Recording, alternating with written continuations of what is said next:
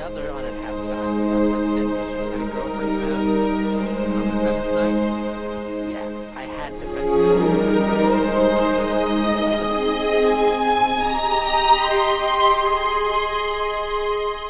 Halo Komagers semua dimanapun Anda berada, gimana kabarnya? Ya, semoga Anda baik-baik saja, diberikan rezeki yang banyak dan juga halal. Kembali lagi bersama si Mamang Boy The Employee in the Kecrot.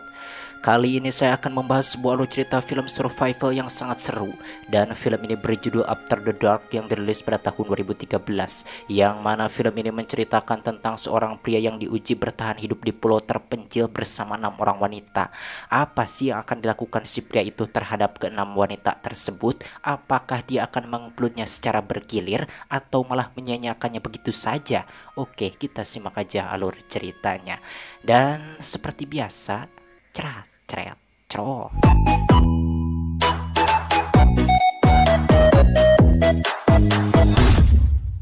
Cerita bermula dengan memperlihatkan sepasang kekasih bernama Petra dan James yang sedang melakukan empludan. Setelah puas melakukan empludan, Petra segera bergegas untuk pergi ke kampus. Sedangkan James sempat melanjutkan tidurnya sehingga dirinya terlambat ke kampus. Dengan panik lantas dirinya pun bergegas pergi menuju ke kampusnya. Terlihat di kota ini nuansanya sama seperti di Indonesia. Ada yang menjual LPG 3 kiloan, angkutan umum yang selalu ngebul tiap pagi, dan pedagang kaki lima seperti biasa yang teman-teman lihat.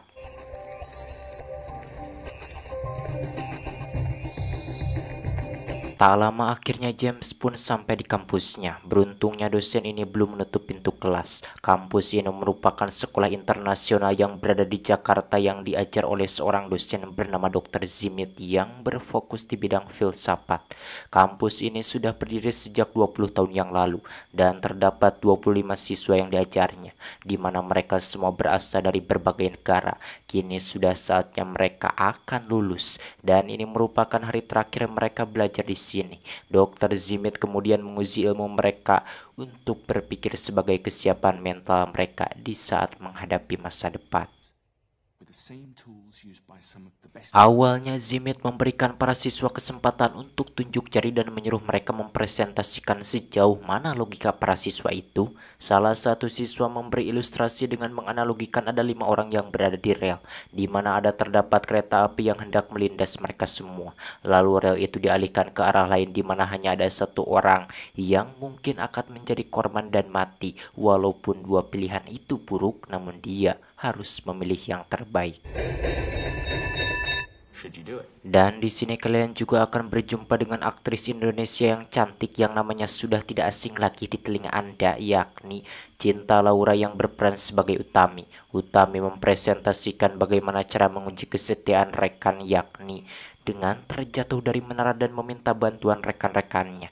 Dengan itu dirinya bisa menguji siapa yang berani berkorban dan siapa yang tahu mau beresiko. Tentunya yang tak setia akan dirinya tinggalkan dan mencari teman yang baru. Mendengar presentasi mereka semua di sini, Zimit merasa tak puas karena logika mereka masih mendasar dan belum mendalam sepenuhnya. Disebabkan hal itu, Zimit pun ingin menguji kemampuan logika mereka dengan mendalam. Awalnya Zimit menyuruh mereka berpikir untuk mencari wilayah paling aman ketika pasca apokaliptik melanda. Setelah bermusyawarah panjang, akhirnya para siswa memilih wilayah Indonesia karena wilayah ini memiliki iklim yang bersahabat dan tentunya sumber daya alam yang mudah dijangkau untuk bertahan hidup. Zimit menyuruh siswa untuk berfokus membayangkan bahwa mereka saat ini berada di Jawa, tepatnya di Prambanan yang kondisinya telah dikepung ledakan beruntun oleh bom nuklir. Kemudian Zimit mengeluarkan alat radiologinya lalu mengibaratkan bahwa dirinya telah membuat bunker bawah tanah tepat di bawah Candi Prambanan, yang mana dirinya memilih tempat itu karena batu-batu di candi tersebut terbukti sangat tua dan kokoh. Zimit mengatakan bahwa tempat berlindung yang berkualitas adalah nomor 1. Lalu Zimit pun membawa para siswa ke dalam bunker dengan sensor yang canggih dan memiliki pintu kaca yang dibuat khusus untuk ledakan. Tujuannya agar mereka bisa memantau kondisi luar. Tak hanya itu, bunker ini juga didesain sangat mewah dan memiliki cadangan makanan yang bisa menunjang kehidupan selama 1 tahun. Namun masalahnya persediaan di bunker ini hanya cukup untuk 10 orang. Yang paling berat adalah tabung oksigen hanya tersedia 10 tabung dan oksigen itu wajib digunakan ketika bencana melanda. Lalu Zimit memberitahukan bahwa bencana akan berlangsung selama 1 tahun dan jika oksigen itu dibagikan maka mereka hanya akan bertahan selama setengah tahun dan tentunya mereka semua akan berakhir mati.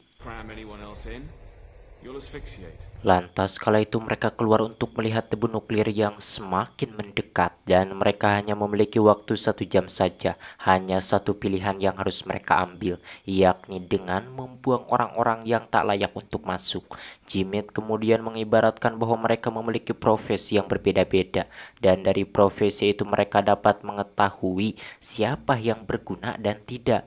Mereka semua memperkenalkan profesi mereka sesuai kartu yang sebelumnya telah dibagikan secara acak oleh Zimit. I'm a harpist.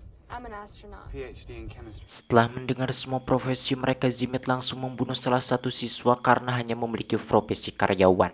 Petra pun histeris melihat pembunuhan itu. Namun Zimit menjelaskan bahwa lebih baik dia mati secepatnya daripada kulitnya terkelupas karena radiasi nantinya. Agar adil, Petra menyarankan untuk melakukan voting dan bermusyawarah. Mereka semua pun menunjukkan opini mengenai kelebihan dan fungsi yang mereka punya. Sebagai contoh, Georgina, yang mana dirinya adalah dokter dan ahli dalam bidang kesehatan. Tentunya dia sangat dibutuhkan ketika bertahan sekaligus berguna di masa depan nanti.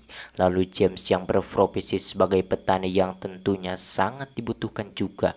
Petra yang memiliki keahlian di bidang elektronik tentunya juga sangat dibutuhkan. Lalu yang lain seperti Lassie yang profesinya hanya sebagai pemain gitar, tentu dia tak berguna untuk siapapun. Bahkan tak ada gitar dalam bunker, jadi dirinya disisihkan dan begitu seterusnya. Kemudian saat itu salah satu siswa bertanya kepada Zimit, kenapa Zimit tak ikut serta dalam voting itu? Zimit menegaskan bahwa dirinya diibaratkan pemilik bunker itu dan hanya dirinya lah yang tahu bagaimana cara mengoperasikannya. Setelah voting akhirnya 11 orang berhasil disisihkan, 10 orang yang lain resmi terpilih termasuk Zimit, Utami, Petra dan James.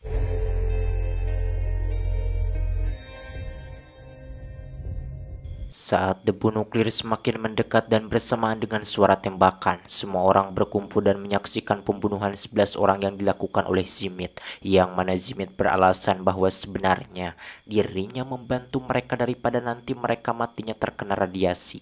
Petra tak suka melihat aksi Zimit yang egois itu. Seharusnya mereka bermusyawarah terlebih dahulu sebelum membunuh. Kini Petra menyuruh kekasihnya yakni James untuk menyingkirkan Zimit. Secara diam-diam lantas James pun memberitahu mereka untuk menyingkirkan Zimit si biadab itu. Yang mana saat Zimit keluar sebentar, para siswa pun mendadak menguncinya dari dalam sehingga Zimit pun terjebak di luar. James menutup pintu kaca dan mereka semua yang terpilih pun langsung melakukan apapun yang mereka suka. Di dalam sana mereka mulai bingung melihat benda-benda baru yang kurang mereka kenali, bahkan juga tempat misterius namun entah apa manfaatnya. Lantas mereka semua pun tidur di malam-malam itu. Kondisi di luar telah terpapar oleh radiasi nuklir. Petra tetap penasaran dengan kondisi luar, lalu dirinya pergi ke depan untuk melihatnya dari balik kaca. Dan di sini Petra melihat Zimit yang kulitnya telah melepuh terpapar oleh radiasi. Lalu dengan lemas Zimit pun menunjukkan selembar kertas yang bertuliskan bahwa hanya dirinya lah yang tahu kode kunci untuk membuka pintu kaca itu. Petra langsung panik dan memanggil teman-temannya. Di sini James mulai cemas, bagaimana jika pintu ini benar-benar tak bisa dibuka setelah melewati setahun. Meskipun demikian, namun banyak dari yang lainnya yang tetap membenci Zimit dan percaya jika Zimit pasti berbohong. Mereka juga tak berani membuka pintu untuk saat ini, mengingat radiasi masih tersebar di udara. Kini pilihan mereka hanyalah menunggu sampai 1 tahun berlalu. Hari-hari mereka lalui seperti biasa, sementara Petra hanya bisa menatap tubuh Zimit yang mulai membusuk.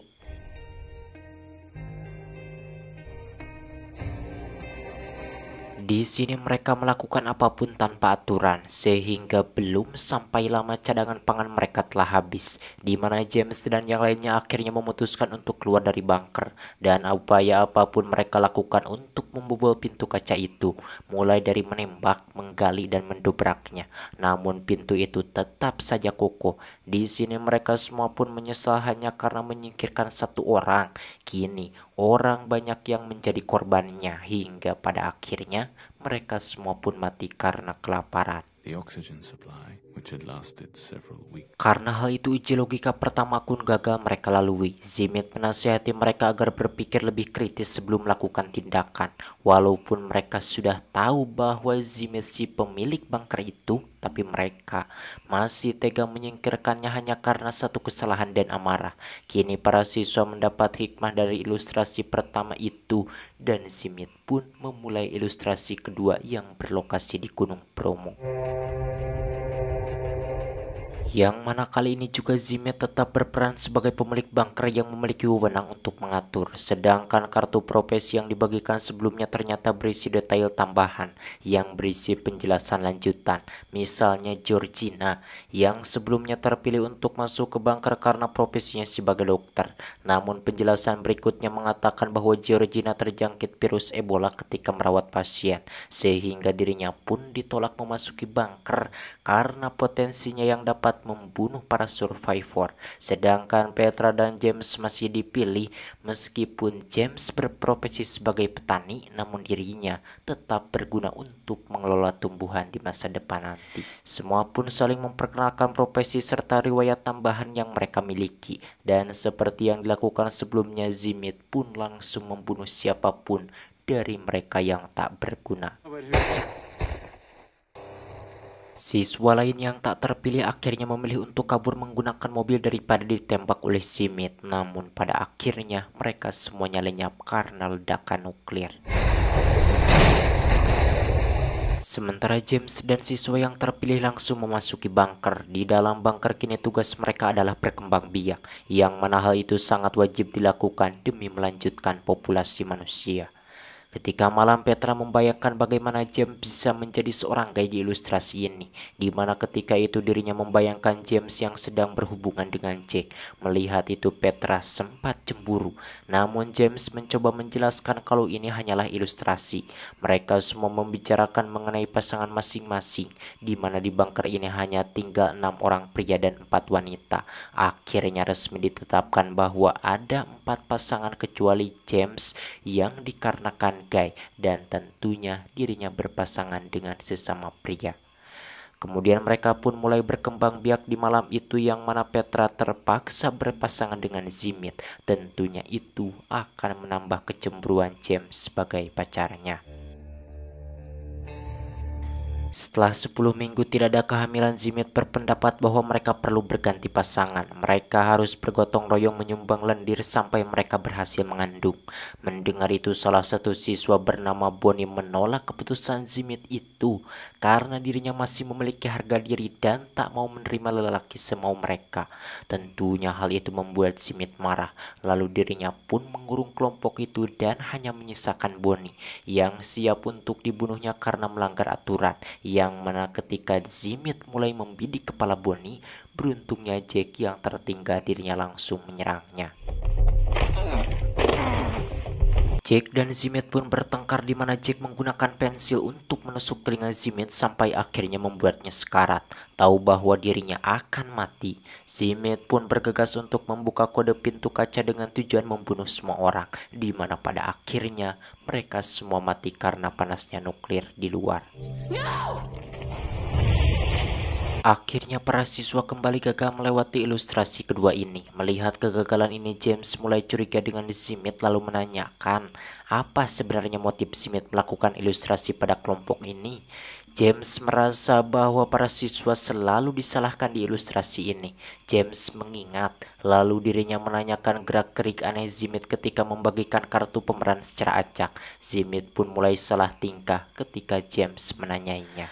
Lantas James pun dengan cepat mengambil kotak itu kemudian membongkar semua kebohongan dalam ilustrasi ini, di mana kartu profesi itu telah diatur oleh Zimit sehingga dirinya bisa memberi pemeran seperti yang dirinya inginkan kepada para siswa.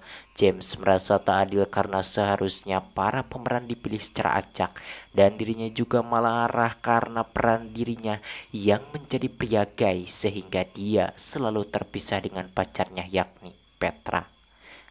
Balelo aja harus ngerokok sempurna kretek dulu ini mah sehisap mah. Oke, kan lanjut. I get that you never thought I was smart enough for your class. Kejanggalan ini sebenarnya tak hanya terjadi sekali namun juga sepanjang hari-hari sebelumnya. James menuduh bahwa Zimit sengaja memberi peran yang mengerikan kepada para siswa, terutama kepada dirinya dengan tujuan untuk melampiaskan amarahnya. Namun di sini James juga bingung karena dirinya merasa tak punya masalah pada Zimit. Namun Zimit menolak tuduhan James itu. Lalu salah satu siswa pun memutuskan untuk mengulangi ilustrasi kembali, di mana mereka mempunyai peran tetap namun dengan aturan yang berbeda. Set and get our doomsday on one more time. Please, can we not? Zimit kemudian memilih wilayah pulau di Bangka Belitung untuk tempat persembunyian bunker. Namun kali ini Petra memohon kepada semua siswa untuk memberinya kesempatan memilih 10 orang yang pantas untuk memasuki bunker itu. Zimit sekali lagi memperingatkan Petra untuk memilih orang-orang yang hanya memiliki keahlian. Namun kali ini malah terbalik, Petra malah memilih orang-orang yang tak memiliki peran penting yang sebelumnya tak pernah terpilih. Tentunya hal itu membuat Zimit merasa kebingungan. This is who you want to let in? Petra akhirnya memilih 9 orang yang tak berkompeten termasuk James juga. Zimit pun marah karena dirinya tak termasuk dalam kelompok sehingga dirinya langsung mencari becengnya. Namun ternyata becengnya itu sudah diambil oleh Petra karena dirinya tahu kalau Zimit pasti akan menembak mereka. Dengan bingung Zimit langsung mendorongkan becengnya ke arah James. Namun kali ini James melawan, yang mana dirinya telah memilih senjata yang diambilnya dari dalam bunker. Lantas Zimit pun mengancam dengan cara lain, di mana dirinya mengatakan bahwa hanya dirinya lah yang tahu kode password pintu bunker itu. Namun Bonnie menjawab bahwa kini dirinya juga sudah tahu kode pintu itu ketika Zimit mengakhiri hidupnya di permainan sebelumnya. Akhirnya Zimit terkena sekak oleh mereka lalu dirinya memilih untuk pergi. Kemudian James pun menyuruh Petra untuk menempati slot terakhir, namun Petra malah menolaknya. Lalu dirinya malah memilih James yang berperan sebagai pria mandul dan tidak memiliki kegunaan dalam bunker itu. James pun mulai mengisi slot terakhir dan Petra pun memilih untuk bertahan di luar bunker. Namun James tak puas jika Petra tak berada di sampingnya. Akan tetapi Petra tetap saja menolak. Namun beruntungnya James memanggilnya untuk memberinya kunci kapal. Namun ternyata dirinya malah menarik Petra untuk menggantikan posisinya. Petra akhirnya dimasukkan ke bunker dan bersatu dengan James. Sementara James bergegas menuju kapal untuk segera kabur bersama orang-orang yang tak terpilih.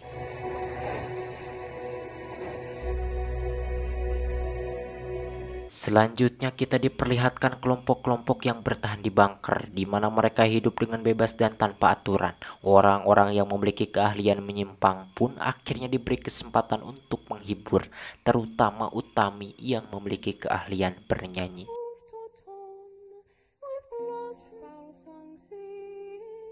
Dan kini James pun juga selalu menghabiskan waktunya bersama Petra. Petra pun menjelaskan bahwa hari-hari di bunker itu menyenangkan dan penuh dengan kreativitas. Walaupun dirinya menyadari bahwa dirinya tak akan bertahan tanpa orang-orang berkeahlian. Meskipun demikian, namun setidaknya dirinya bisa mengisi hari-hari akhirnya dengan menyenangkan.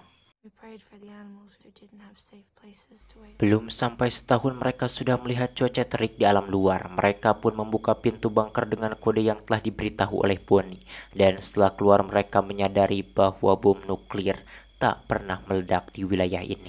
Di luar ilustrasi ini Zimit menyanggah keputusan Petra, di mana walaupun bom itu tak pernah jatuh di sana, namun mereka tak akan pernah bisa keluar dari pulau karena mereka bersama orang-orang yang tak memiliki kemampuan.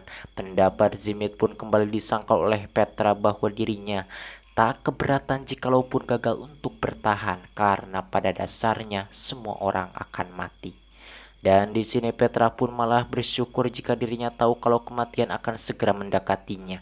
Jadi di detik akhir hidupnya dirinya bisa mengisi dengan hal-hal baik dan berkumpul dengan orang-orang yang dia cintai, bukan malah sibuk untuk menghindari kematian. Permainan ilustrasi pun dilanjutkan di mana kelompok memergoki bom yang terjatuh dan gagal meledak. James memilih menekam bom itu berniat akan bunuh diri secepatnya, namun tiba-tiba Zimit datang dengan pistolnya, yang mana dirinya tampak lemah dan kotor, di mana ternyata sebelumnya dirinya telah bersembunyi di balik gua dan bertahan hidup di alam bebas. Zimit pun berniat membunuh James dan mengklaim bahwa James lah penyebab punahnya manusia nanti. Namun beberapa saat semua siswa pun melindunginya, sebelum akhirnya James memilih untuk menekan bom itu untuk mengakhiri kehidupan mereka semua. Sebagian siswa pun bertanya bagaimana kelanjutan cerita mereka yang kabur bersama Chips itu. Chips pun menjelaskan bahwa dirinya dan kelompok yang sebagian wanita itu berhasil menemukan pulau lain di luar jangkauan nuklir itu. Dan pria-pria yang bersamanya mati di pulau itu sehingga kini tinggallah wanita saja yang hidup bersamanya. Karena dirinya mandul tentunya mereka butuh usaha keras untuk menghamili para wanita itu. Sehingga Chips pun memiliki ending terbaik dengan melakukan engkludan sepuasnya bersama 6 orang wanita. Wah, saya juga mau kalau gitu mah. Nasibnya baik sekali ini si Chips. Kini jalan cerita memiliki logika yang liar menurut Zimit sehingga membuatnya kecewa. Lalu saat itu Zimit menutup pertemuan terakhir ini. Di akhir sesi semua orang pergi kecuali Petra yang menuduh Zimit mencoba menggunakan latihan itu untuk menghukum dirinya dan James. Kini terbongkar bahwa ternyata dulu Zimit ini memiliki hubungan cinta dengan Petra. Lalu dirinya mengklaim bahwa James telah merebut Petra darinya. Saat mereka berduaan, Petra memaparkan bahwa dirinya lebih memilih James karena dia lebih nyaman bersamanya. Tak seperti Zimit yang terlalu kaku dan selalu mementingkan kecerdasan. Petra berpendapat bahwa percuma memiliki kecerdasan dan keahlian di mana semua itu akhirnya hanya digunakan untuk dirinya sendiri. Hal terpenting adalah menolong orang yang tak memiliki kemampuan dan memberinya kesempatan untuk memilikinya. Kemudian Petra pun pergi meninggalkan Zimit. Di akhir cerita Zimit yang sendirian di sekolah dirinya mengambil beceng di lacinya. Lalu suara tembakan pun terdengar, di mana hal itu menyimpulkan bahwa Zimit yang kesepian ini mengakhiri hidupnya. Tamat ending yang mengecips, puas mengembludkan. Ada ngantuk saya teh.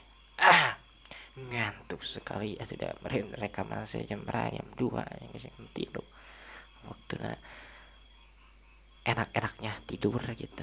Tapi meskipun saya tunuh bari-rariet, tetapi saya mengedepankan teman-teman semua untuk menikmati alur cerita film yang selalu mengedepankan peludaan.